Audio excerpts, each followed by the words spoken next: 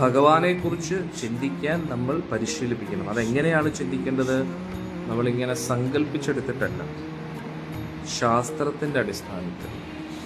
ശാസ്ത്രങ്ങൾ ഭഗവാന്റെ രൂപത്തെ വർണ്ണിക്കുന്നുണ്ട്, സത്സംഗത്തിലൂടെയും കീർത്തനത്തിലൂടെയും ഭഗവാന്റെ ഗുണങ്ങളെയൊക്കെ വർണ്ണിക്കുന്നുണ്ട്. അതിൻ്റെ അടിസ്ഥാനത്തിൽ നമ്മൾ ഇമാജിൻ ചെയ്യുകയല്ല ചെയ്യുന്നത്, അത് കേട്ട് കേട്ട് കേട്ട് കേട്ട് അത് നമ്മുടെ ഉള്ളിലങ്ങാകുന്നതാണ്.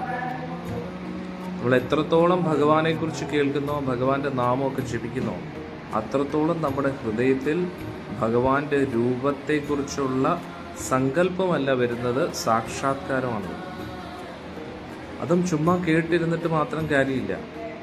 കേൾക്കുക, ജപിക്കുക, വിരക്തിയിലിരിക്കുക, ആവശ്യമില്ലാത്ത കാര്യത്തിൽ നിന്ന് മാറി നിൽക്കുക, അതും കൂടാതെ ഭഗവാന് വേണ്ടി സേവനങ്ങൾ ചെയ്യുക. അത് വളരെ ഇമ്പോർട്ടൻ്റ് ആണ്.